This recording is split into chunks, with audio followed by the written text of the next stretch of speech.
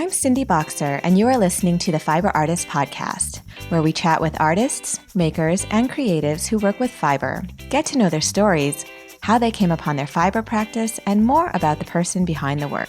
In today's episode, I chat with the Sydney, Australia-based creative duo Crossing Threads, made up of two sisters, Lauren and Kass Hernandez. If for some insane reason you're not familiar with their work, pause this podcast for a second and go check out their Instagram account under the name Crossing Threads. Okay, are you back? Oh, utterly jaw-droppingly magnificent, right? These two are such visionaries with their fiber art. Their works have been featured in several prestigious interior design and art publications, and Kass has recently made the huge transition of stepping away from her day job and making Crossing Threads her full-time gig. Anyway, I loved this conversation and getting the chance to know Lauren and Kass. So, without further ado, here you go. Let's just get right into it since we're talking about your histories anyway. So, I guess I wanted to explain, though, first that, I'm basically doing this because I'm personally curious about everybody's histories and backgrounds and, how you found fiber art. So, it's kind of like my personal project and in a selfish way just to get to know and be inspired by everybody. And I've been looking at your work for such a long time and so impressed by what you guys do. And I'm so curious how you work together and figure out all of that. So I mean, I want to go way back. So when you were little and all of that. So I guess let's start there. Let's start with the basics. Tell me where exactly you are now, sort of what your life looks like. I know one of you is still working a full-time job. So kind of just tell me a little bit about that, and then we'll go back into childhood. Okay, great. Cool. Let's do it. All right, should we begin? Yeah. Yeah? Yeah. All right, then. I'm Lauren. And I'm Kass. And we are the sisters behind Crossing Threads, where we work together in creating one-of-a-kind woven art pieces for both private collectors and commercial spaces. Mm-hmm. And we've been operating for the last 3 years now. As a side hustle. So that's been something really interesting to juggle. But this year we're gearing up to dedicating more time to building our business and doing more creative things. Awesome. Yeah. So only 3 years, huh? It seems like for some reason that it was longer. It's pretty amazing how fast you've built the business up into what it is now. Oh, thank you. Oh, thank you. It's a lot of hard work.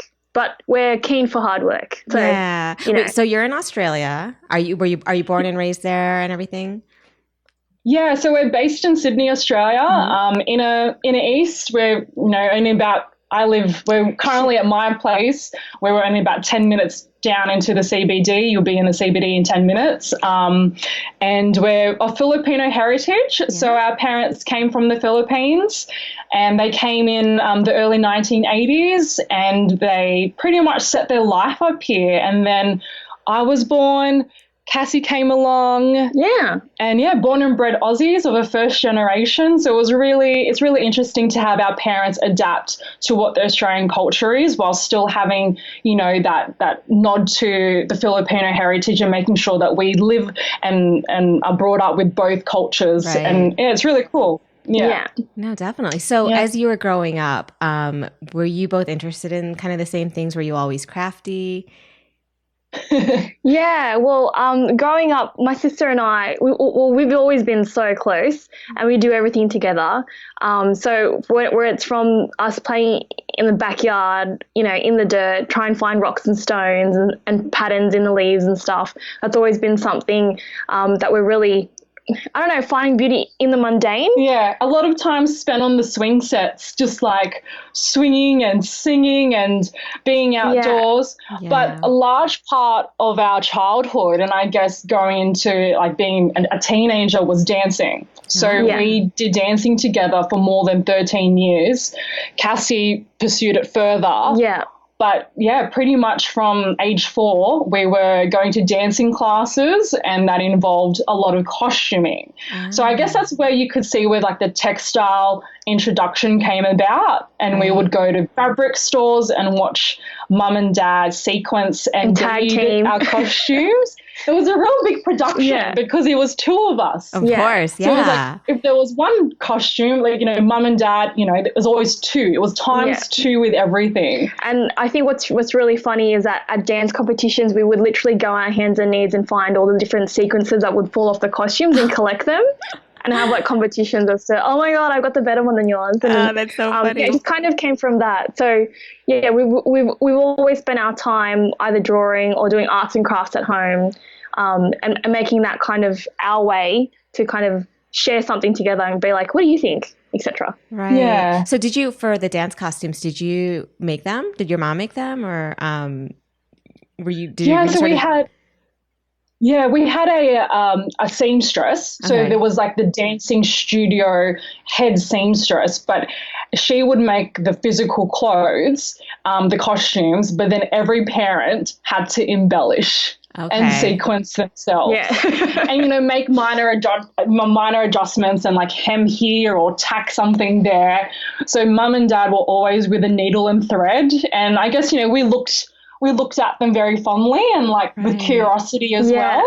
And our grandmother from my dad's side is she was also a seamstress on the side too. So she used to make the uniforms for the hospitals here when she also immigrated from the Philippines.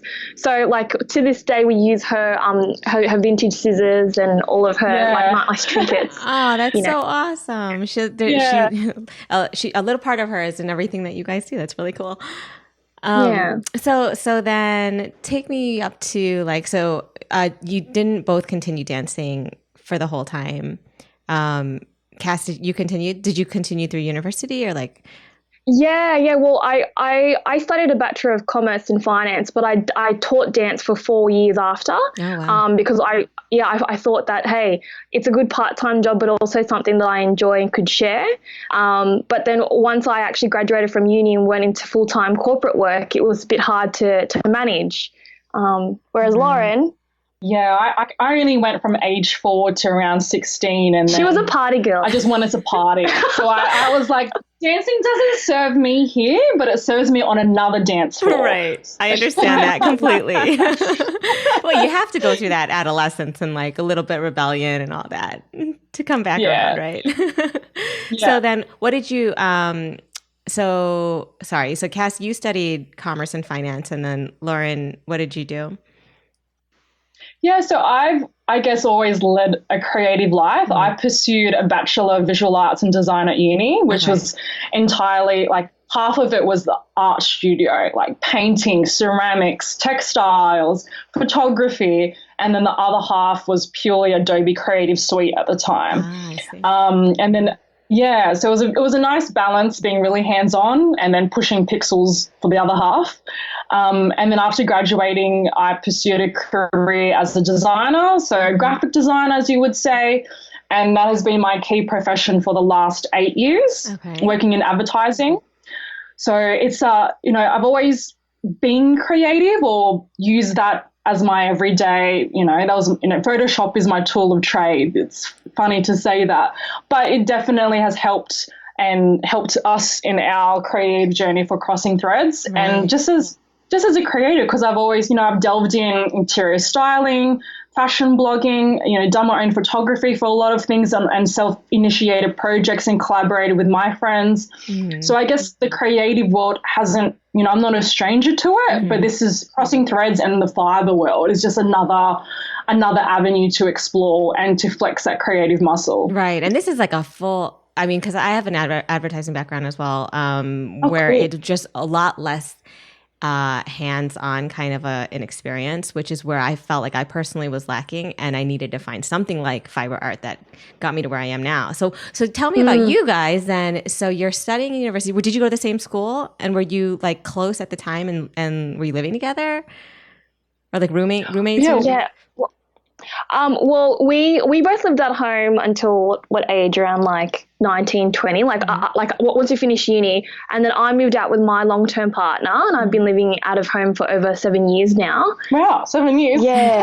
And then you? I left She left the nest and came back. when I was 21. Lived out of home for like a year and a bit. And then I was like, I'm going back to mum and dad's. And I was there for, I think, 3 more years. And now I'm living out of home again with my partner, and no one's at the nest anymore, just mum and dad. Awesome. So then how did you guys, and when did you find your fiber art practice? How did this come about? Yeah, so in 2015, I bought Lauren a weaving workshop gift for her birthday, and I thought that it would be a nice thing for us to try. And, you know, we never tried it before, so we just thought, why not do a 4-hour workshop? Let's see how it goes, and we'll go from there. And during that time, we enjoyed it so much, we didn't even take our lunch break while everyone else went to go get some tea. We just kept weaving. Oh, that's awesome. And from then, we just used every other waking moment on our weekends to bring our weaving stuff together and have like a crafternoon or a weave-a-thon and just go through and see what we can do with it. Because it's turned into a hobby and into a passion project, and then into something that we're owning more than just, you know, something to do on the side, but something that we're going to give it a good good shot, a good crack. Right. And I think it's something at the end of the day that we both are quite happy to share. And for anyone else, like to choose anyone else to be sisters and also business partners, it's a good thing. Yeah, I think for the weaving practice, this has become more of a journey for us as sisters than anything else. Like, we're so close in age already and already have that close relationship as siblings that, you know, not many other siblings have. But we're very fortunate that we've always been that close and still in adulthood, you know, like I just turned 30, Cassie, you're turning 29, and we're still very close. But to share something that is so personal, like you have to really see, you know, you could do this on your own, like yourself and many other artists out there. It's a solo journey, but to have that companion. And I think the ability to co-create, it's definitely something I think at the end of the day, we're really grateful to be able to have that, because not everyone has that. So for sure. And, Well, that's and no what one I else think. knows you and your sister. Yeah, well, and that's what I think. What I find the most fascinating, and I'm so curious. If I hope that you guys can speak to like how you work together. Like, do you plan it together? Do you plan the palettes? Do you plan the design? Like, how does this work for you guys? And is there conflict ever? Yes to the latter. Yes to everything. Working together has probably been the biggest challenge in a good way, because you know your sister inside out. You know, we finish each other's sentences and we know each other's vulnerabilities, soft spots, weaknesses, and strengths. So to put a layer of sharing a passion project or creativity together and then put another layer that's more business minded, you can just see how dynamic and complicated this relationship could be. And for us, that's been the most challenging thing, is to know how to communicate effectively and also allowing each other to have their own voice and have this cohesive alignment. So then we are working in harmony, and then that's when the best work comes about, and that's when we enjoy it more. And I think what we're learning and continue to learn is to put boundaries between being sisters and then being rational as business partners and actually taking on criticism. For me personally, given that I'm a Cancerian and I'm so sensitive and care about, I want to make sure everyone is happy. Oh, there you go. Happy birthday. Probably soon. It was the other weekend, wasn't it? Yeah. I'm on the 18th, so that's soon. It's coming up. But yeah, no, like having to get Lauren provide me honest feedback that she comes from a best intentioned. Like even last week, I got like upset, but it's something that I look back and go, oh, I should have just, you know, take a step back and be like, no, she's saying this to improve, to heighten me, to raise me up rather than put me down. But it's like, you can imagine even with like things that you create with your hands, you're so vested and emotionally attached to it during the creative process that when like someone provides, oh, you could fix this part, and I'm like, what? But no, it's for the better, and it's like not to let the ego get in the way of that. So right. No, I could see that being a huge challenge. You know, I would definitely giving the criticism and taking the criticism, or the, you know, the constructive criticism or the comments about it, you know, just the fact that like, first of all, it's such a time consuming practice. And then like, so how does it work? Like, do you each take certain sections, do what you're going to do and then get feedback on it, or how does that work? So it would work. So the query comes about. So either someone DMs us on Instagram or emails us, and that first query comes. And then, we do the normal briefing and see what the client is after, what size, what color palette, and inspiration. And then we, finalize the invoice. So with all of our commissions, the invoice is made, client approves. We secure a 50% deposit before production, and that helps us in sourcing all the fibers. So here we would actually have a scamp, so like a sketch that's very indicative of what the end result would be. Okay. As like weaving or macrame, it's a very intuitive, organic process. So yes, there's always that expectation, managing your client expectation to say, hey, like this is the indicative result, but things may take a different turn. Right. But that's just the nature of it. And all of our clients, they appreciate that. They're like, just go for gold. Like, well, Yeah, I mean, and the thing is that because your work is very uniquely yours, and there's a definite signature that it's a crossing threads piece. Like I think everybody, your clients are going to you really clearly with an idea of kind of what they're going to get, right? I'm actually curious, like when they send you inspiration, what is it usually? Is it like more like a color inspiration? Because it's always going to be very textural. Like I don't think you girls can get away from texture. So it's like, I wonder, like, how do you build that into your like the idea of the design you're going to create for them?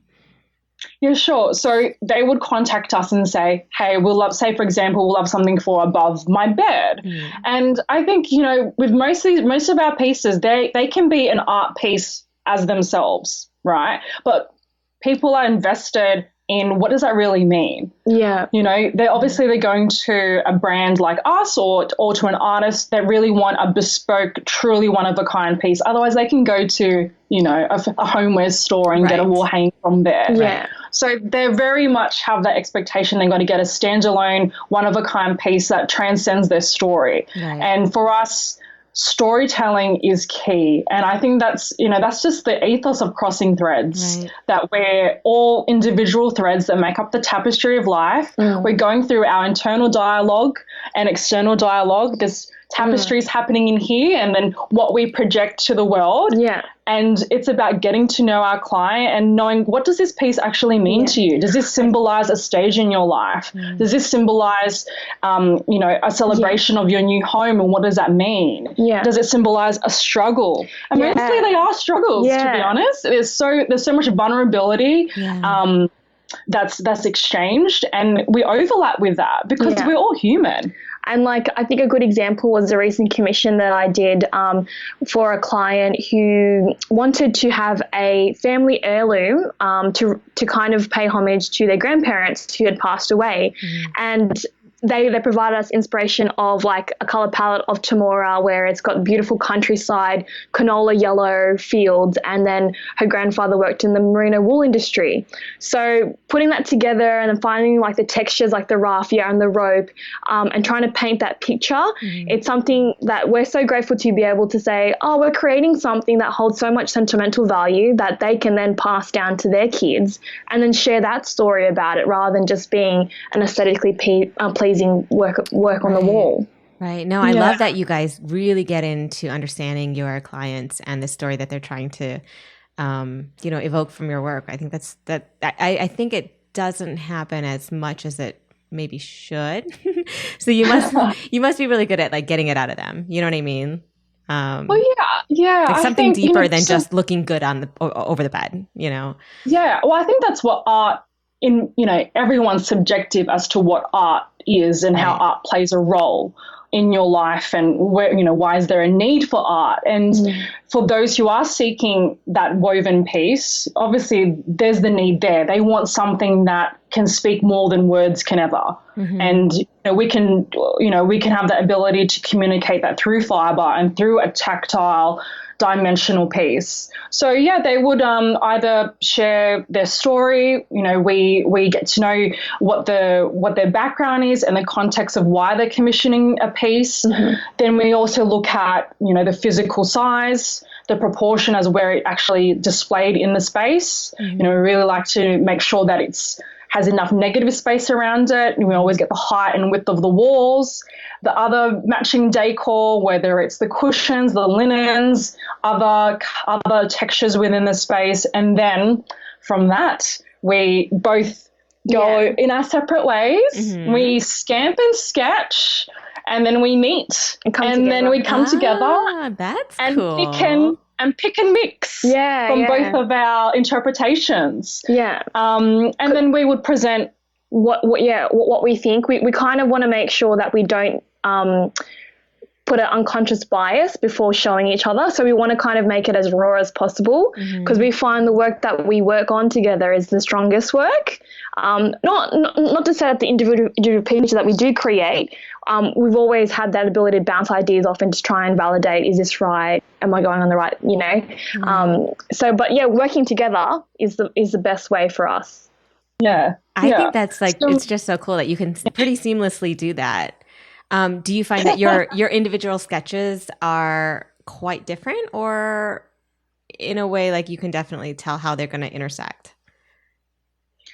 Yeah, I think we have different styles. That's undeniable. Yeah. So, you know, when people say visit our feed on Instagram, you know, there's this aesthetic that Crossing Threads is, but that's a combination of both of us. Right. So describe your aesthetics individually. Yeah. Oh, okay. You can go first. I'm very premeditated. Like, I think being a designer professionally, like I have that design discipline and preface, you know, to understand what the creative process is all about. And so I just come from that background and that discipline of answering a brief, managing an expectation, you know, designing to a brief. And I think with Crossing Threads, because most of the time that brief is not so commercial as what I would face in an advertising, as you would know. You have to tick brand guidelines, this and that. This is much more free flow. So with me coming from a creative discipline background, I think there's a bit of both. Like, I can be very organic, but you like color and balance. I love color and proportion and and everything. I love color and the most challenging ones that I find like, oh, this is going to be a challenge, but you know, the result will be something that, you know, like it will be an accomplishment is exploring with color and having that restraint and level of control to not go over the top. And so the piece is balanced. So I would say I'm very premeditated.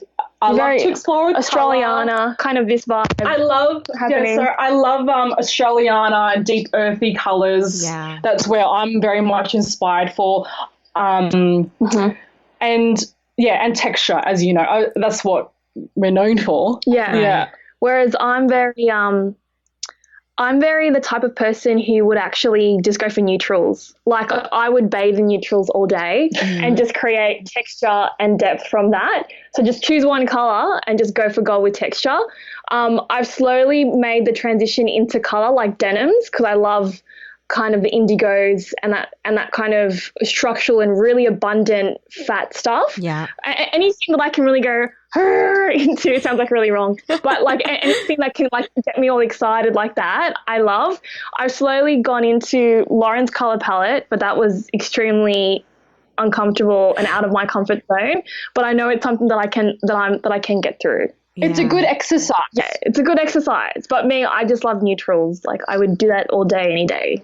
It's interesting though, because even as the pieces come together, while there is color in them, I still see them as neutral in a way, that because I guess they're tones that can really be integrated into a lot of different spaces in a way. Like, there's nothing like crazy loud that you don't find in nature. Like, I'm not seeing like neon, you know? So I think we'll like every time that we'll try to have inspiration from a color palette, we're very much drawn from Mother Nature. So whether it be like the gradient from the leaves or something that happens as they change, etc. That's definitely something. Or even like we do a lot of beach combing. So every time we go to the beach, we find the shells and the rocks and stuff, and anything that forms on on that color palette, it's like, oh we can kind of weave with that. Just mirroring Mother Nature. Yeah, like, I know. I can see all. that though. Yeah. I mean, like it's like I can totally see that. It's so beautiful. Okay, so then you come together with your design. You're going to meld your designs and the parts of each of yours that you like and that you want to present to the client. So once you present, are you presenting like a pretty finished sketch? Is that what you're doing? Are you using actual sketches?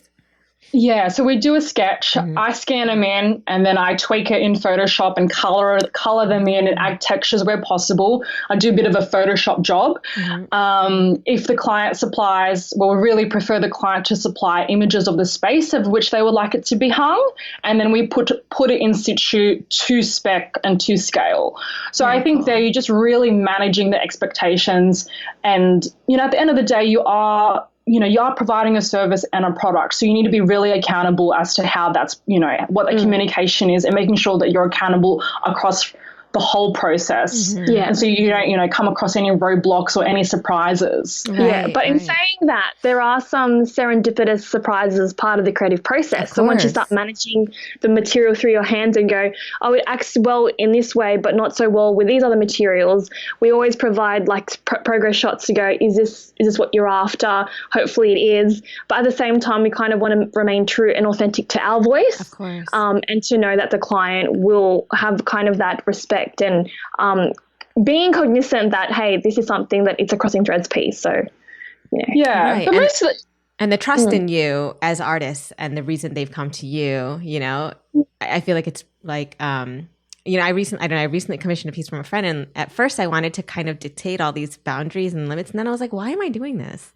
I totally trust her as an artist. And then I was like, do whatever you want.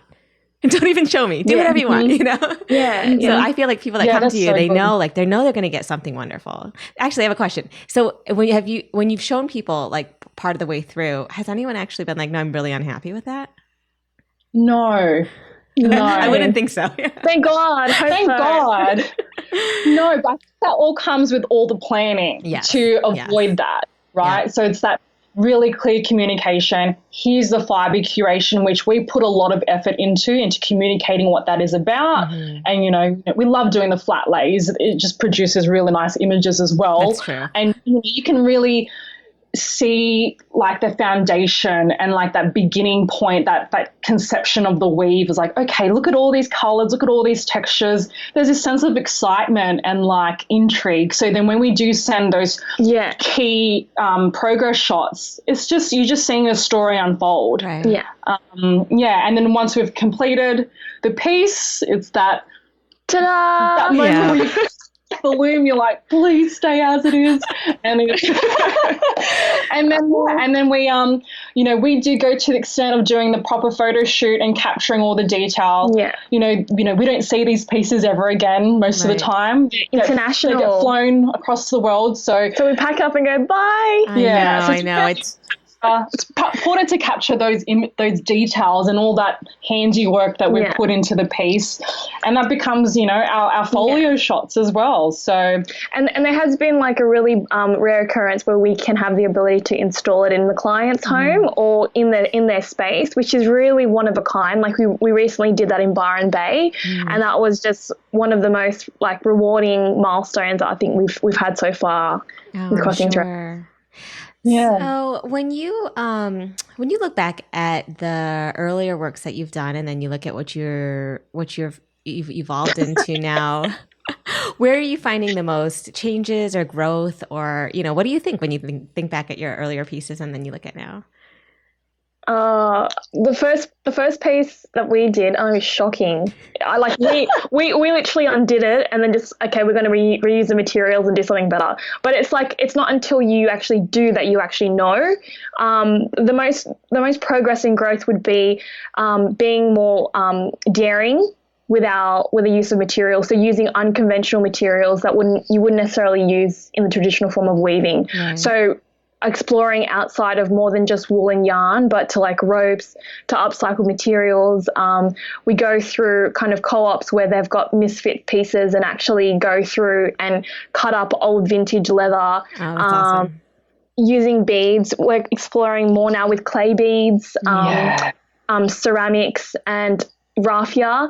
And I think another part that we've grown in is the scale. So we're now creating bigger pieces. I love it. I love large scale pieces. Yeah. But we also want to make sure that it's not just quantity over quality. We want to make sure that the actual scale does ring true to who we are, rather than just going, oh, mine's bigger than yours, etc. Right. So yeah.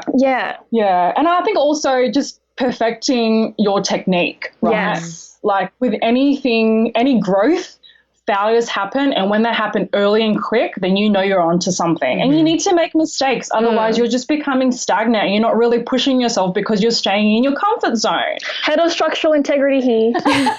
Quality assurance. Yeah, I think that as well. You know, you're perfecting your technique. Yeah. You're seeing where the efficiencies are. You know, the shortcuts. And knowing where you can make better use of your time and making it more enjoyable. So then when you are making these pieces, the creative process is much more intuitive. There's a lot of ease. There's fun. And then that's where that inner energy just flows into the piece. Totally. And just make more fun with it. I think you can get quite caught up, there's still this expectations, like, will it be good enough?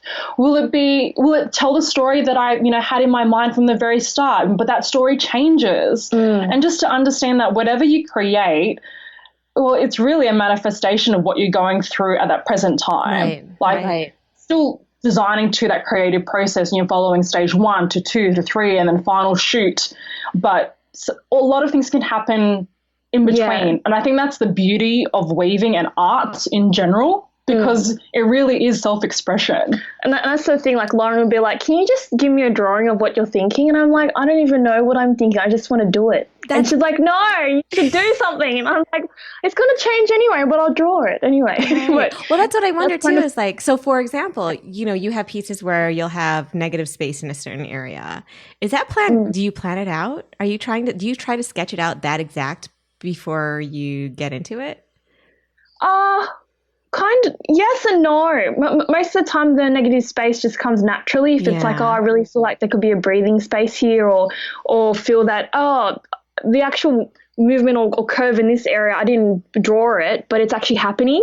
So it's having to be able to just kind of have the belief in yourself that, oh, if I do this here, then I can kind of envisage the balance over here. Right. But that's where working together and being able to bounce off ideas is really good, because I could be looking at a piece for 8 hours and going, oh, this is so crap. Like, I'm so over it.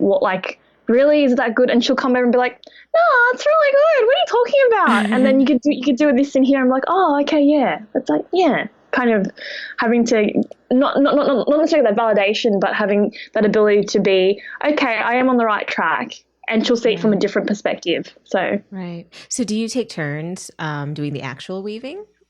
Or how does that work out? Yeah. Well, it depends on where we're living. This is a common question we get asked a lot. It's like, do you weave together? Right, How like does the it work? logistics, yeah.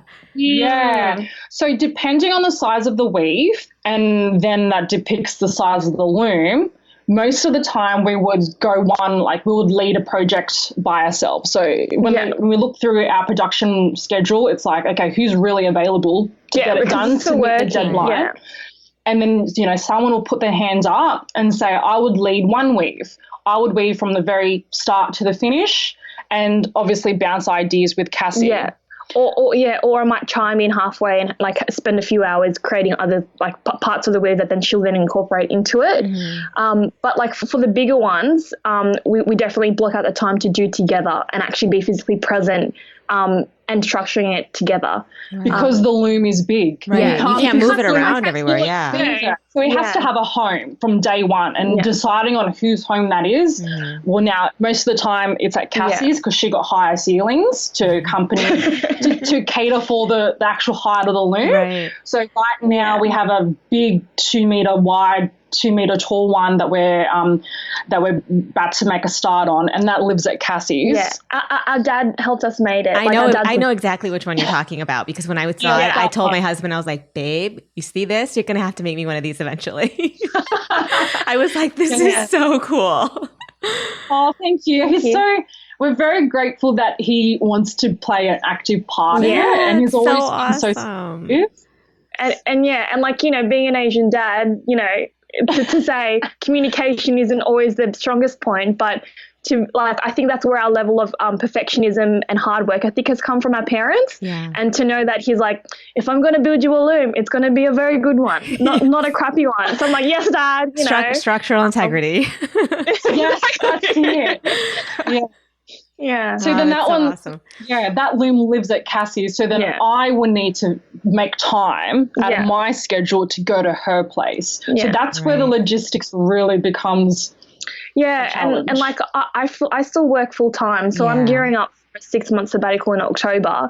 So I'm literally weaving before and after work, which is exhausting, but I love it. But it's just one of those things that once we are in the same kind of body clock and work schedule, like having to coordinate that would be much easier, I think. So right. Wait, what did you say before? I think I misheard you. What's happening in October? I'm having a sabbatical. Oh, okay. So that'll be good. So 6 months. Yeah, so like 6 months to truly focus full time just on crossing threads. Oh, that's awesome. My work has been really like supportive in doing that too. So at the end of the sabbatical, I have the ability to come back to work, which is always a nice option to have. So we'll just see how we go. But yeah, trying to finally find a time to dedicate and just focus all the energy that I put into my daily corporate 9 to 5 into the work. I'm just really excited. You'll be amazed, I think, at how much you're going to be able to accomplish and how probably invigorated you're going to feel not having to do it like in the evening hours when you're already super exhausted. It's a total game changer. I hope you don't go back to your corporate job. Well, hey, like I don't want to burn any bridges because like, even if it means that I may come back, in a part-time capacity, etc. Or I don't know, like I've worked at that company for over coming to 7 years now. So they've been so supportive in everything that I've done. You're working in finance? So I work in fintech, in financial technology. Okay. So in a nutshell, I implement trading software to banks and traders. Okay. So, totally different. Totally different. Yeah. So which is where I think the whole appeal and meditative release of weaving comes from. Like I practice yoga every day, and that's another form of having to have that release and stress from the 9 to 5. Yeah, definitely. Okay, wait, let's go back to like creative technique because I'm curious. Have you guys, like, since that first weaving class, have you taken other classes, or has all of your technique development just come from experimentation?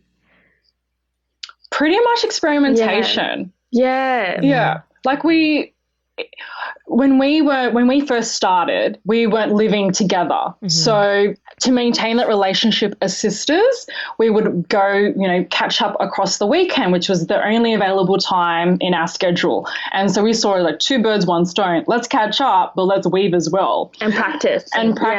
Yeah. So we just kept on developing our skill set. Like we'd done some odd classes, like we did a shibori class one time. I did like a random vessel weaving workshop, which is made out of basketry weaving.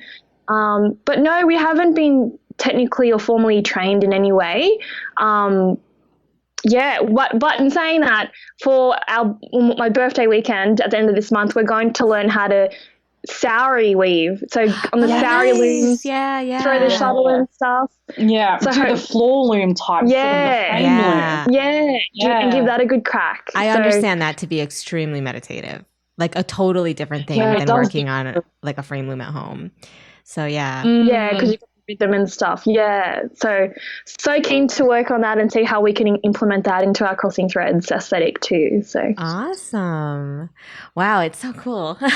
Like just the whole process. It's like, first of all, it's like mind blowing to me that I totally thought you guys were both doing this full time. And and I also just assumed that you were like living together and doing like live work studio all day long, like every hour of the day. But I can't live with her. No, we can't live together. Like, see, I think that's the thing. Like with the journey itself, we're still 2 different people that come together, that cross threads, that come together to build on something that is both of us, but still separate to us. Yeah. And that has that line is always blurred. And I guess there's a beauty in that, but we're still very different people, but when we do come together, there's that beautiful harmony. There's those serendipitous moments. There's the presence. There's the presence. There's enjoying each other's company.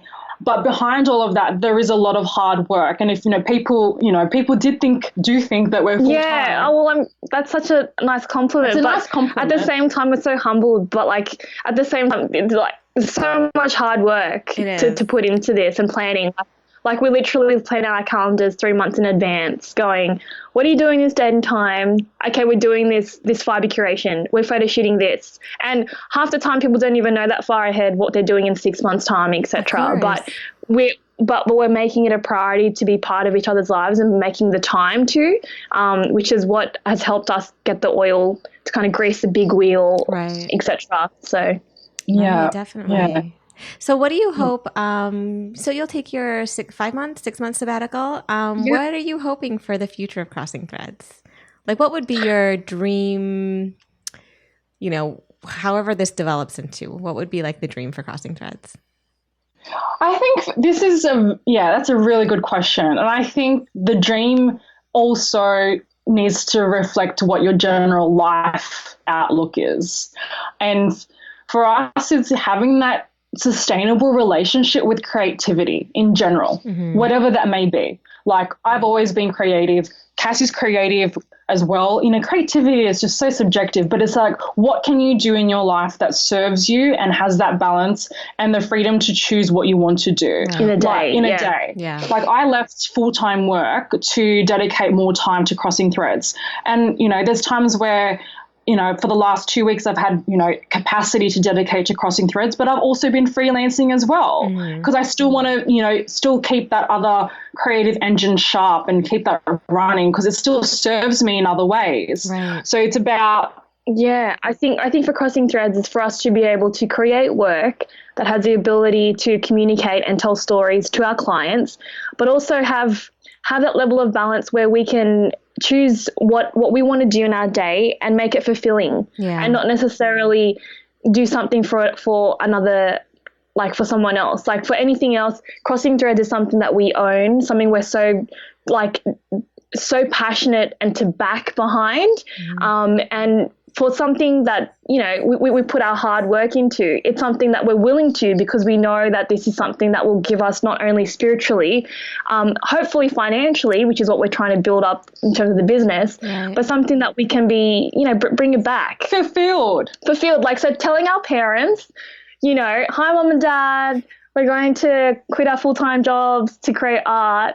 It's an ideal of success that isn't necessarily communicated or the traditional form. So trying to share that and take them through that journey was a struggle, but now they're very supportive. But trying to define our own level of success, which is to be happy in finding, choosing to do the things that we want to do. And that keeps us balanced and happy. Well,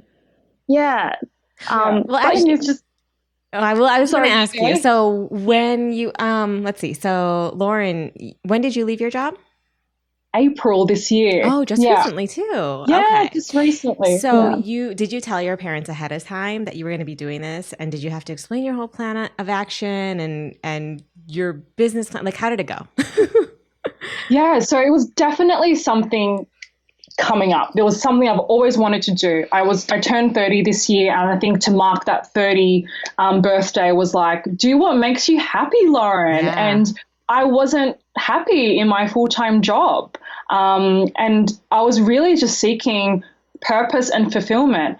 I had a lack of time, and time for me, and I guess to everyone, is a luxury. Yeah. And you can always make money. There's always opportunities to make money, but you can't get back time.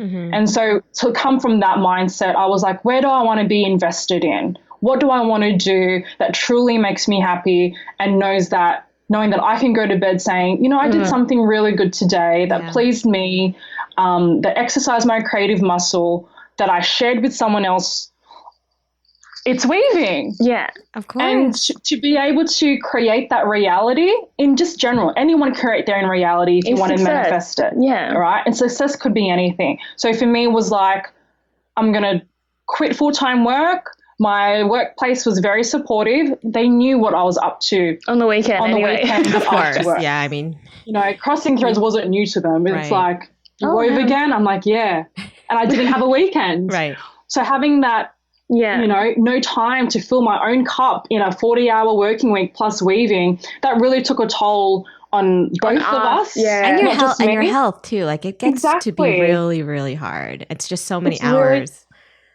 The health, your mood swings, just your whole outlook. And it's like, why am I fussing over this? Like, I can make my life work for me, but you need to step up and be able to own that and look, okay, what do I need to physically do to make those changes to serve me? And that was leaving work. So I left work.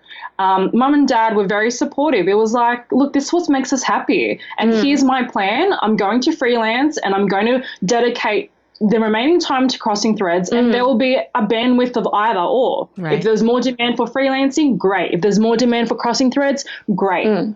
But we can make it work. If we made it work with a full-time job, when we can make it work, we're not working full-time. Yeah, of course. And I think, so that's just that's my mentality. And I guess when Cassie joins in October, it's also thinking, Cassie, what do you want to gain out of this? Yeah, As much as it is a duo and a partnership, it needs to serve both of us. And yes, we're aligned on the key fundamentals as what we want for crossing threads, but we both want to do different things. Yeah. You never know what's going to happen. Right. We could go full steam ahead 3 months in of the 6-month sabbatical, but, one of us can go traveling. One of us could pop out a baby. Yeah. But, yeah, no, it's like. Was that a knowing look, or was that just hypothetical?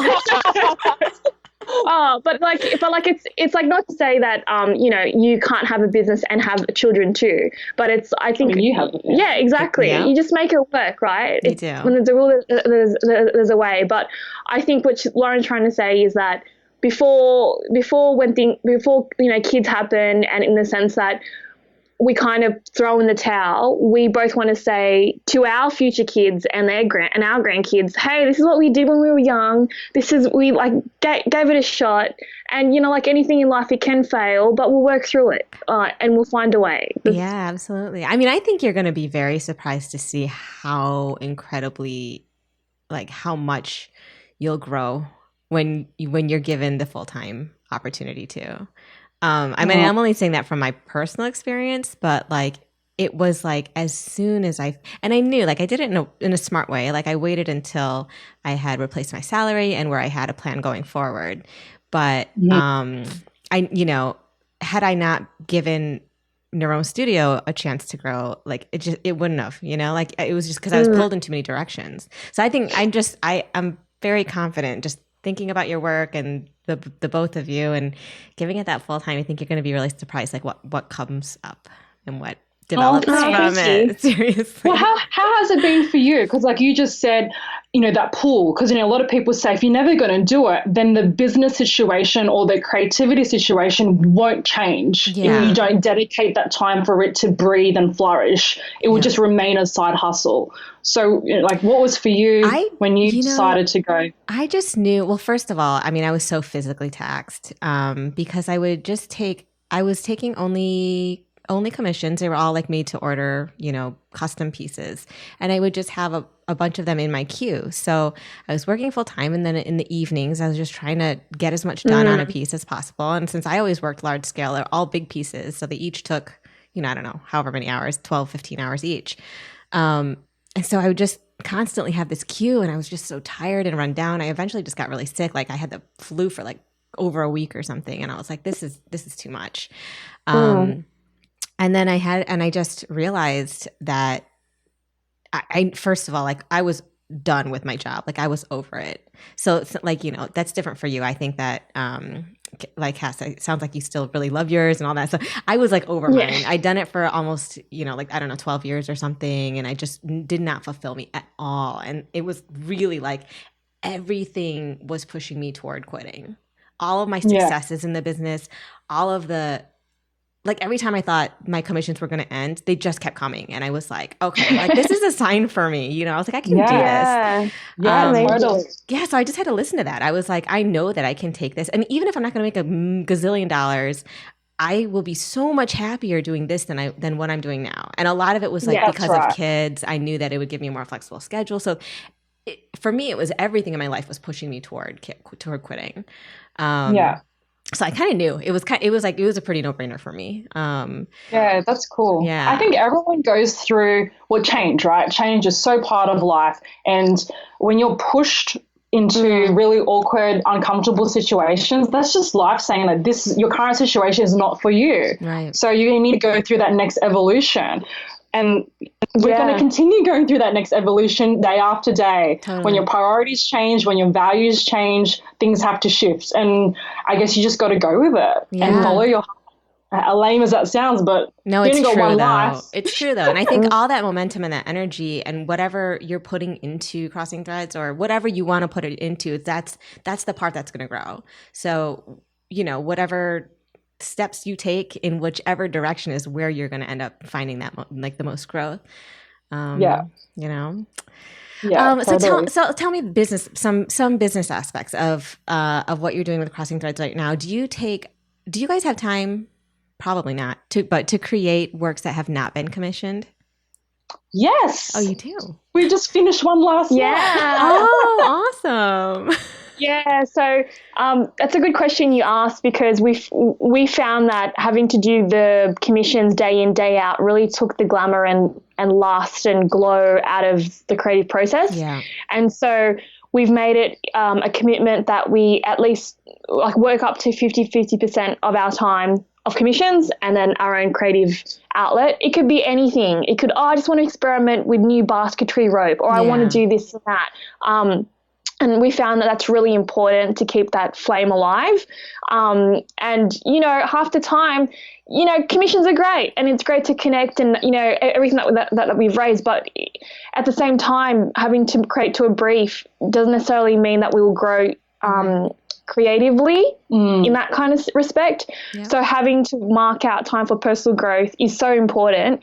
And there's some things where I would go, hey, Lauren, look what I made, and not tell her. And she'd be like, what? Oh, my goodness. Yeah. And, and she'll find these awesome beads, or like, oh, I'm going to use this. Or it's like, I went to a clay class. Blah. This is my secret stash. This is my secret stash. Yeah, we have our secret stashes. Yeah.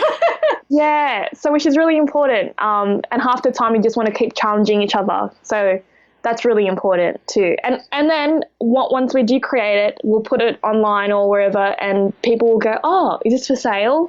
And half the time it's not even meant for sale. We had this stylist approach us for this large piece for Entangled, which I kind of created during a time when I was going through some personal grief of losing a loved one. And they loved it, and they put it in a home for a photo shoot, for a styling photo shoot.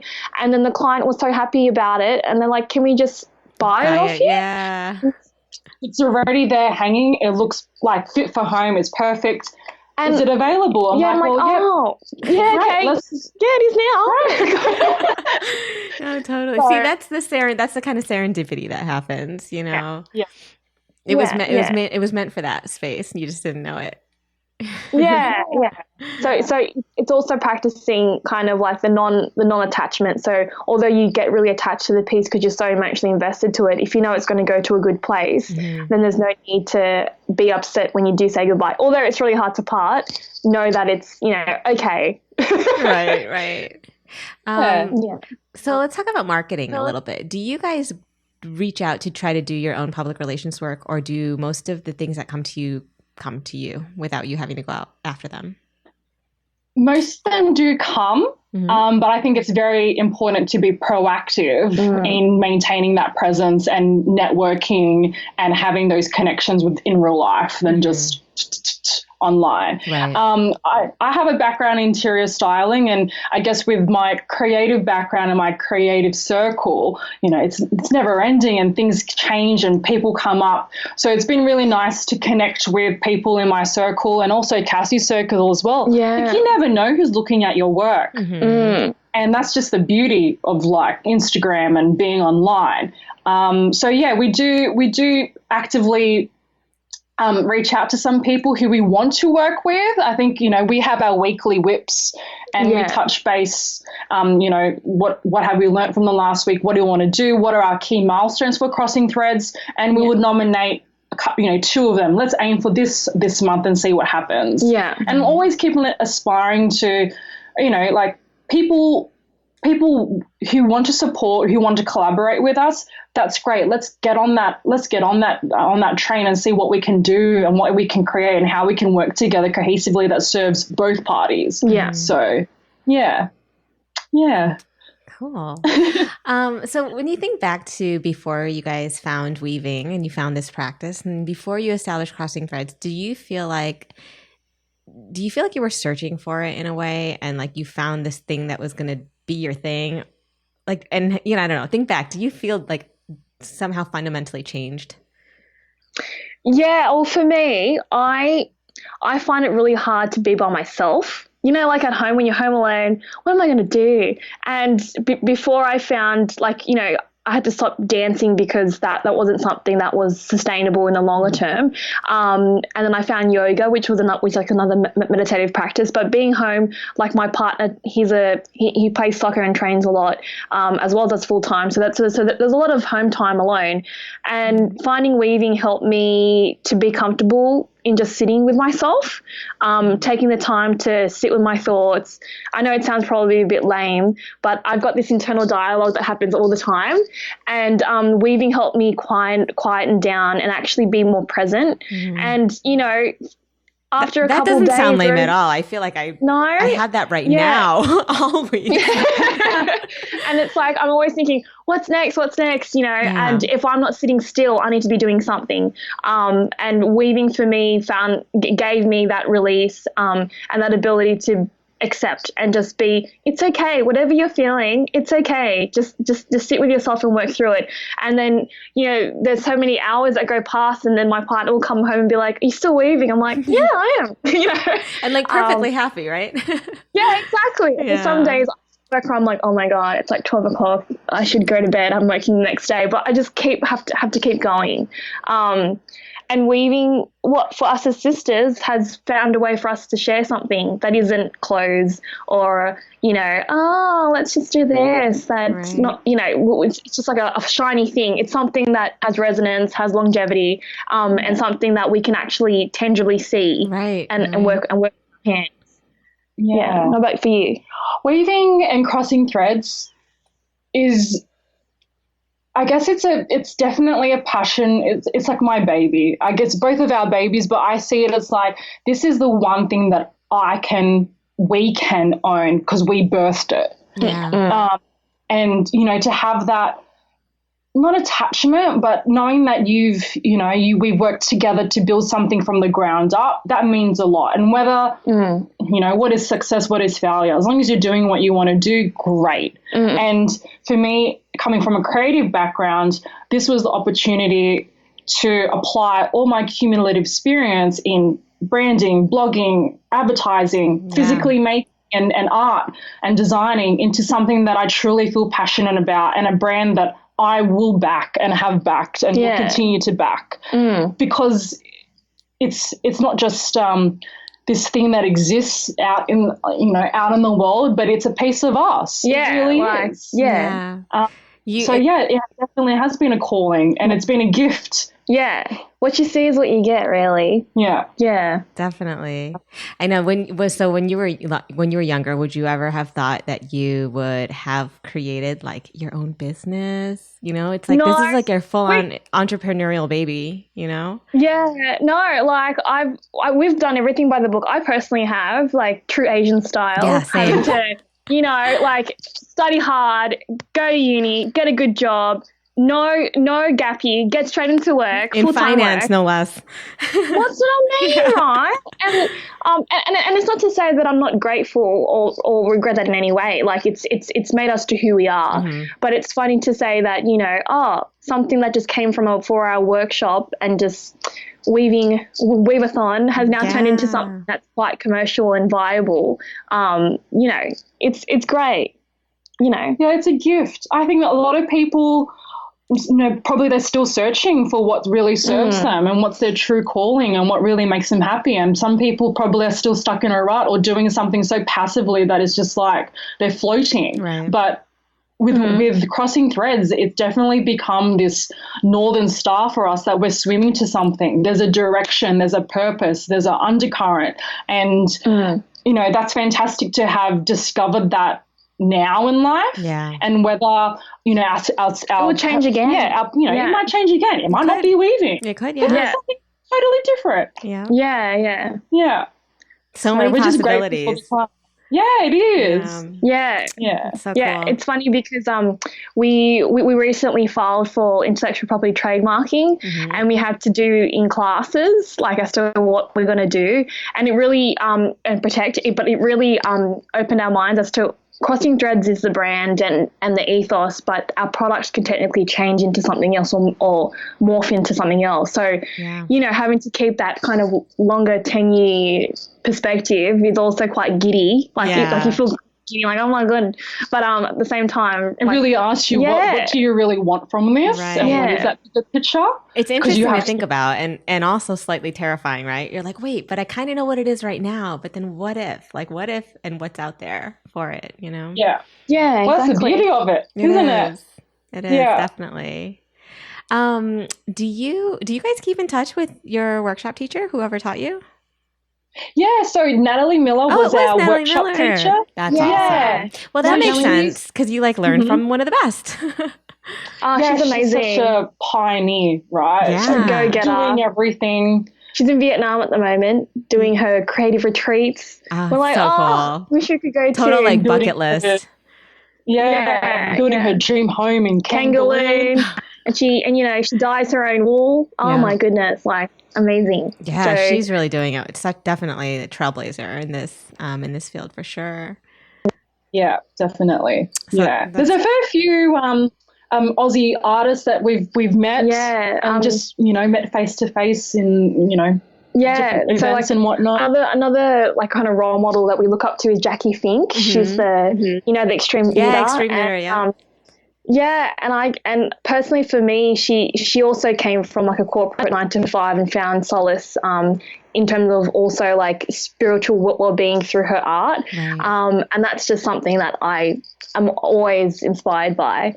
And, you know, most of our clients are international, but we also have international connections with other makers, which is the beauty of Instagram too. Yeah, totally. You know, there we go. Exactly. Yes, exactly. So, and like, I think it's so good to have that because although you are in the fiber world, you don't really know what you don't know unless you reach out to what's happening with other people around the world and stuff. And you're like, oh, look at this. And another one is Tammy Kanat. She's amazing. She's incredible. Actually, I want to reach out to her for this podcast. Definitely. She's so lovely. Yeah. We've never even really chatted on Instagram. I'm just like one of those people that kind of stalks her feed. And I'm like everything, you know what I mean? Just like, definitely link up with her. She's really lovely. Awesome. So actually, speaking of Instagram and just the whole weaving community, I'm sure you've noticed has become it's become such a big thing. It's really popular now. Do you have any advice for people who are kind of starting out right now and just trying to find their own voice in the space? Yeah, well, like us, we also struggled in trying to find our own aesthetic. And, you know, there are so many other artists that you go, oh, that kind of technique, I want to try it, etc., and see how I would go about it. I think the core fundamental thing is it's fun for you to try because everyone's got to find their voice and take the time. But just keep working and experimenting in your own way. I find that there's so much room for everyone out there to shine, and there's so much room for everyone to express themselves in a different way. You know, we see it time and time again, people copying other people's work, and it's just heartbreaking, especially with people who have had such an established, you know, aesthetic, and they've put the hard yards. And, you know, for us finding our way, we only got it, we only got it through actually doing. Right. And all of us are very different. Everyone, there is no other Lauren or Kass, there's no other person. So there is room for you to find your own way and your own aesthetic, whether it be adding something that inspires you or you just love this sort of material. There's room for everyone to shine. So just keep at it. And for something that you go, oh, this is me, this is my calling, it's easy for me to do this kind of way, then that's kind of who you are. Right. and just keep trying. What do you think? Yeah, with the whole copying thing. I have thought about it a lot, and it used to really irk me when I would see direct exact copies, and it still does, but I am now beginning to realize that those pieces are usually one-offs for that person because they're on their own journey. So they'll end up doing a copy piece because they're trying to learn, right? Yeah, exactly. And hopefully you don't see over and over and over again this person just copying other people. It's hopefully that one piece that they did to learn, they probably shouldn't have posted it or said like, oh, look how creative I was yesterday. Look what I discovered, because obviously they didn't. But like, I've come to understand, I think that for most people, it's that one piece that becomes part of their stepping stone that then helps them to become, hopefully, to develop their own style. So I try to get a lot less annoyed by it because, I mean, I look back when I was really first starting, and so for the podcast I interviewed Gabby Diamantis from Family Threads. But I was telling her like she was one of the people that really inspired me. So like some of my early work, I feel like I was like, oh, how did she do that? How did she do that? And then I realized like I'm like, thank God there was like one piece that like I made that was very similar to hers, and I'm so embarrassed about it now. Like of course I like took it down. I'm like, oh, like soon after I realized like what a weird faux pas and terrible faux pas like doing something like that is. But then I realized for me like that was like my one-off piece that was like, oh, totally looking at someone else's work, trying to learn, and then I moved on. So my hope is that people who do that, it really is just the one. It may not be true. Who knows? I don't know. But that is like the way I like to think about it, because I think it gives me more peace thinking of it that way.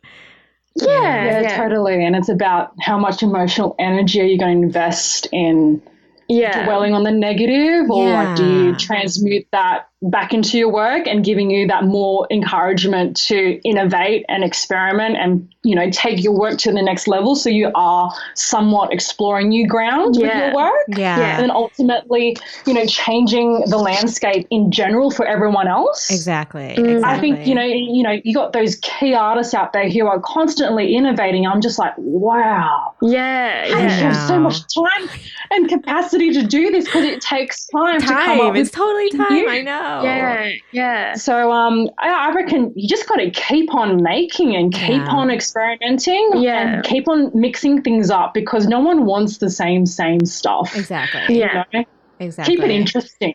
Yeah, I mean, on Macrame Movement, it's a Facebook group that I started with Bridie from Merrymaker Studio, and we see it all the time. And the thing is that people are really freaked out. They don't want to. A lot of people don't want to copy, but they don't know how else to learn. And so, the advice we give them is basically like, spend as much time you can learning, and that's fine, looking at other pieces to do that. But like, number one, don't post it. Number two, if you really feel like you need to post it, then give credit. Give credit. It's so important. And it's such an easy way to like squash the bad or awkward feelings. You just preempt it. You say like, this person inspired me. I'm still learning, whatever, and, and I think that it's hard. It's hard because I think people come at macrame in particular, like as more from a craft perspective versus an art. So they see that I think they come at it thinking there's less freedom in it. The way that like knitting and crochet is kind of like pattern based. Whereas like personally, I find macrame to be super freeing, because you only have, you only have a few knots, but the combination of those knots is completely, infinite, the way that you can put that together. But I think it's just encouraging people to try to put them in different combinations, like add on and just go in like, it's actually so freeing to me. So when I see that people are like, I can't do anything without a pattern, I'm like, no, you can. Just allow yourself to, give yourself the freedom to buck up, it's just like, it's certainly interesting. And I think this conversation will like continue after this podcast, and a lot of other people right now are probably already having it. I think, it's really interesting because, we've had people reach out to us saying, how can I respond to this instance, or like, what would you do in this thing? Yeah. And it's like, where is that protocol? You know, like All that respect. where's that Courtesy. unwritten protocol about how you should, the principles of art practice and making? I think it's still yet to be discussed further. Yeah. But I think it's great that we're speaking about it, and we're not turning a blind eye to it, because everyone wants to create something that means something to them, but then it's also unique in the world, and that's it's a hard thing to navigate. But it is. I know, and the whole question about whether or not to confront. I've confronted people, and you know what? It never ends well. There's a lot of defensiveness on the other end, and I think actually through those conversations, because I didn't confront angrily. I think I was just like, hey, it feels kind of crappy, because I put my heart and soul in this, and then you posted it as if you created this, and it's not a mistake piece. It's not like, oh, by coincidence this piece ended up similar. It's like you had to stare at it knot for knot, which tells me that you are talented enough to create that. If you're talented enough to do that, then you're definitely talented enough to create your own thing. But the thing about confronting, I think as long as you do it with like an open heart and with an intention to teach and not reprimand, that there is a proper way, or a less, I guess like a less hurtful way to go about it. I don't know. That's what we tell people in the Facebook group. But then we're like, and don't be afraid to share your work. I think a lot of people are afraid to share or post anything because they're like, oh my God, did I accidentally copy? And I'm like, if you have to think, oh my God, did I accidentally copy? Then you didn't. In your heart if you did. You really do, consciously. And if it's one of those, if it's a simple piece, it's a plant hanger or whatever, like, you know what? Yes, those are going to be, they're out there. That's fine. That's going to accidentally happen no matter what. But when we're talking about like these big pieces that truly come from, somewhere inside of it. Exactly, Yeah. So we find macrame so interesting because we're not well versed. Yeah, we've got to get on that. Actually, I did try a macrame class with Natalie Miller at Marianne Moody's studio in Brooklyn. Cool. It was like, I was like, oh my God, 2 Aussies in New York. I'm going to join. I know.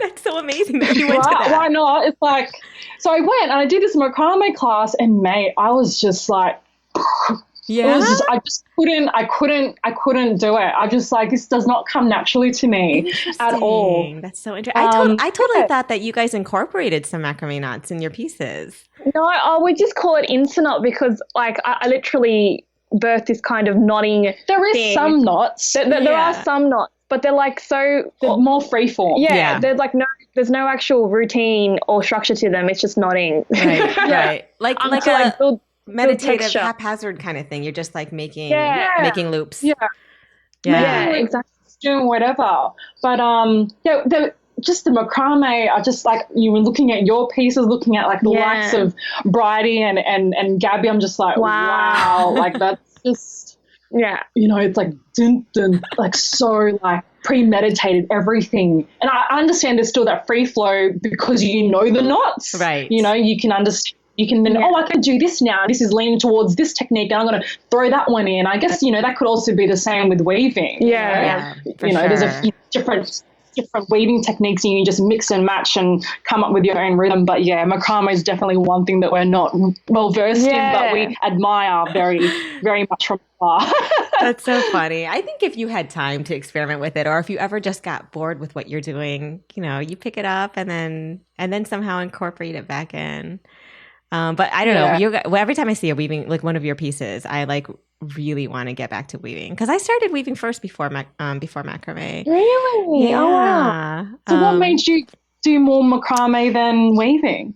It was kind of a business decision. No, okay, well, that's not completely true. It was like I found myself being able to make larger pieces faster. And then I knew that like, you can charge more for larger pieces. And so I was like, like if I did a weaving piece that was 6 feet wide and, 6 feet tall, that would take me a month. Whereas I could do a macrame piece in whatever. So it was kind of a financial decision, but it was also like weaving for me takes a lot more concentration. so like, you know, because if you miss a warp thread and you got to undo it all and like all this. So I was like, I don't know. It's to me, it's a little bit more like, it's almost like crochet where you just really have to pay more attention. Whereas because I found my flow with macrame a lot easier, I just found myself able to execute it more and more meditatively, and I don't have to think about it too hard. Yeah, that's cool. It's funny how, you know, everyone's different and you have different preferences. Totally. It's so interesting. Well, anyway, I guess that's the main part of the podcast, but I wanted to ask you guys a couple like random questions. What is your favorite beverage? Oh, you first, Kass. As in like going out and around the town or every day? Either one. If I'm going out, I'll have a latte-tini. I'm a lightweight, so I don't drink much. So I have anything with a lychee in it. Nice. It's really Asian. Yeah, it is. Asian. And then I love coffee. So I think everyone loves coffee. Yeah. Yeah, we got some good old Aussies. Good blends here in Australia. Yeah. Apart from coffee, I love a good cold, crisp cider. Nice. So you can find me in any pub just with it. And I can drink that like water. It's pretty bad, but yeah, I love it. No, nothing wrong with that. What about you?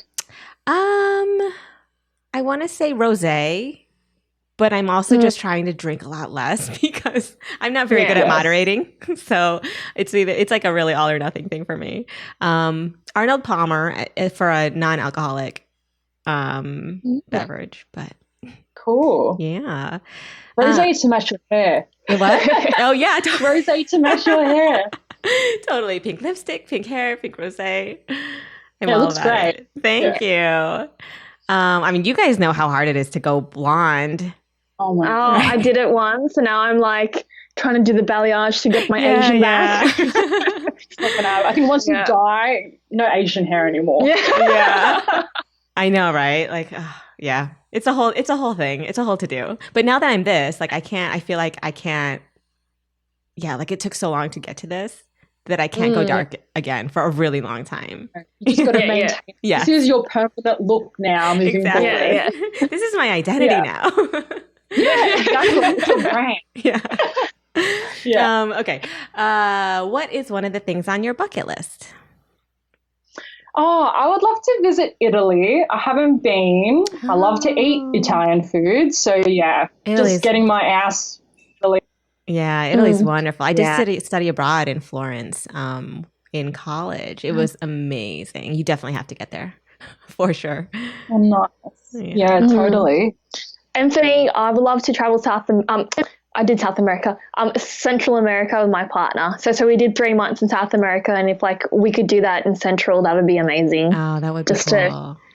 I haven't done that area at all either. I would really love that. Oh my goodness. Yeah, no, it's so great. The food was amazing, and just nature in general was just wow. Yeah. Did you do like the hostel thing, or did you stay at like nicer places, or how did you do it? Yeah. Oh, well, we did everything from Patagonia to Inca Trail to like Machu Picchu, Galapagos Islands. Mm-hmm. We did it with Intrepid purely because we just thought especially for those like long distance remote areas, it's best just to be in a group. Yeah. And then for the remaining of it, we just did Airbnb and just did our own itineraries and stuff. I'm really grateful because my partner, he speaks fluent Spanish. Oh, nice. So that was really seamless. So. Yeah. Awesome. Oh, that sounds so fun. And you have to definitely do all that traveling before you have kids. Yeah. It's funny because like now our parents, they're just like off on holidays. I know. Every 3 months. And it's just like, okay, great. Like you raised 3 children. They're all adults now. You know, you're gearing up to retirement. Go have your fun. Yeah. That's true. But no, my parents are the same way. They've been to way more countries than I have. But I'm like, you deserve it now. I guess. If you had a time machine, what time in the past or future would you want to visit? Oh, that's a good one. So you could either say like a decade, like decades of different genres in history, but you can even go back to a certain time that you want to relive. Yes. I would. Yeah. Or sometime in the future.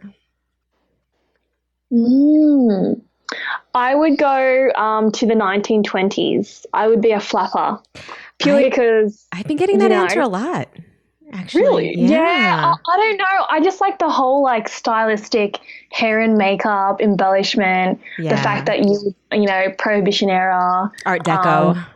Yeah, Art Deco. I love that. Like at the moment, I live in this Art Deco house in Ashfield, where it's like high ceilings, like full cartouche, like stained glass windows and everything. Oh my gosh! So I love Art Deco stuff. That's awesome. Yeah, I think I would go back to the 70s. Oh yeah, I just love that's my answer actually. Yeah. I love that. Just go I don't know. Spotify 70s playlist. Like, totally. I guess bell bottoms. Like bell bottoms and crop tops and free love. Exactly. And I guess, you know, mum and dad played a lot of that music growing up. So, you know, you like whatever music you're into is really influenced by what your parents play in the car and whatnot. So I'd love to go back to that. Oh, it's awesome. See myself with a fro. Oh my God. Nice. Cool. What is your current favorite like book, podcast, or TV show? Mine is Eckhart Tolle, A New Earth. I just play it. It's just like prayer to me, and I think it just brings me back to what really matters, and it's all about the ego and being present and, you know, spiritual awakening and whatnot. And yeah, I just really love it. His voice is really calming, so it's a really great commute, you know, something to listen to when commuting and when I'm weaving as well. So, and I just found that it really served me, and it was a big in my head. And this book needs to be implemented in like school syllabus and whatnot. So A New Earth by Eckhart Tolle. Yeah, I'm hearing so much about that book right now because I've been listening to Oprah's Super Soul podcast. That's what I'm gonna say. Really? That as well. It's awesome. That's like my go-to too. Yes, it's so good, isn't it? Oh my God. It's so good. It's like, what's her aha moment? Yes. Yeah. Oprah's amazing. Every episode is an aha for me. I'm just like basically sitting there with my jaw open being like, yes, like life, like all of it, spirituality and presence and all of it. I can't who recommended to me? Ellen Beasy Ellen Bruxford recommended it to me, and so now I've been listening to it because of her, and I was like, oh my God, it's just so good. It's so good. I think it's good. I think there's also this, I don't know whether it's just from me, from where I'm seeing life, but I feel like there's a resurgence or like this newfound movement of self-care and, you know, spirituality. You know, journey, the journey awakening. Inwards. Absolutely. Absolutely. And maybe that's a comment to like the collective conscious in the world. Like, you know, we want to be woke. No, I wonder. I feel like I see it happening too. And I don't know. I also wonder if it's like almost like a backlash to people being a little bit less religious in a traditional way, but still seeking something greater. Yeah. You know? Yeah. For us, like we were raised Catholic, and for me, like I practice yoga every day. So spiritually being on the mat and finding that space to just be able to breathe and just be in the moment, I find more like connected with myself than going to church. And it's not to say that, you know, being raised Catholic is, you know, I totally regret it. It's who I am today, and it's made me who I am. But I find so much more connection through that. And even with the weaving, I feel like that's my form of prayer too. Absolutely. So I feel that as well, like completely. And like I grew up Protestant, and I don't go to church anymore, but I don't, you know, I feel the same thing. I feel like I feel like yoga and having just more of this sort of awareness of the ego and the way that we need to be present in our lives. I feel way more divine power or a connection with God even than I did being in a sort of oppressive religious environment. It makes me think like, you know, our art practice is to create, right? And that ability or that action to create, like, does it somewhat mirror what the divine has done in creating? So in the end, it's like this subconscious prayer back to to the, the higher God or the higher being, or whoever whoever's up there, whatever you believe in. It's like you're relaying that back to them, what they did for us. Yeah. Just that act of creating, because they created, or he or she or Mother Earth created. So when we're actually creating, we're doing something closest to the divine as possible. Absolutely. Yeah. And don't you feel like, I mean, it's a gift. I feel like it's a real, like, I don't know, for me, I feel like it's a real legitimate gift that I've been given. I still believe in God. It's the organized religion part of it, and maybe the hypocrisy in some of the institutions that's the part that turns me off. But I feel like with the fiber practice, I have felt so much more empowerment, and I feel like that is the gift that God's given me for that. I don't know. I don't want to get into it too much, but yeah. But I don't know. You might know what I mean. Yeah. Well, I think for me, actually being one with the weaving and actually doing it, and actually having to just not think about it and just throw yourself fully into it, that's probably the most time where I feel less away from the ego and less from myself, and just more just being and being present. Yeah. I don't know if that makes sense. No, it totally does. But, yeah. Because 100%. Ego is the self attachment to form. I'm just quoting a cart. Yeah. Oh, no, that's so awesome. You guys you get me. I get you. Yeah, that's cool. Okay. And so then my last speed round question is, what is your current favorite Instagram account, fiber or non-fiber related? Maybe just something, an account that inspires you or that you think everybody should be following. Oh, there's so many. I love Kino Yoga, Kino McGregor. Do you know her? She's the Ashtanga yoga from Miami. Okay. Part of my yoga practice, she's just, apart from just being incredibly great at what she does physically, spiritually, she just provides such inspiration. And she talks a lot about having an equanimous mind, which is one of the underpinnings of yoga. Mm-hmm. So not being, left or right, but just being balanced. And she just really practices a lot of everything that she writes. I'm just like, oh. And, what's her name again? Kino, Kino, McGregor. I think it's Kino Yoga. Kino Yoga. Yep. Okay. Yeah, and she's so good at just reminding you to practice non-judgment, non-resistance, and non-attachment. And not only through the physical practice of yoga, but through the spiritual one. Right. And I just can't get enough of her. That's awesome. I'm following her now, so I can be inspired too. Yeah. Awesome. Oh, this gave me some time to think. I love Frankie. So her name is Amy. Her handle is Frank I_E. So Frankie with an underscore between I and E. So she's a ceramist out of Melbourne here in Australia. And I collect her work. So, you support artists that you love. Every time I go to her feed and her stuff pops up on my feed, my jaw literally drops. I got to put it back. It's incredible. Just her work is just beautiful. And also like her stories on Insta and like the messages that she communicates and how she shares her vulnerabilities with her own situation and whatever she's going through. It just really speaks to me. Hence why, I bought work off her and I just love her stuff. So it's incredible. I had never heard of her before. So I'm following now. And it's really interesting. The surrealism. And the eyes. Wow, yeah, the eyes. Oh my gosh, really cool. Just the level of detail. She doesn't throw on the wheel. Everything is just handcrafted and hand built.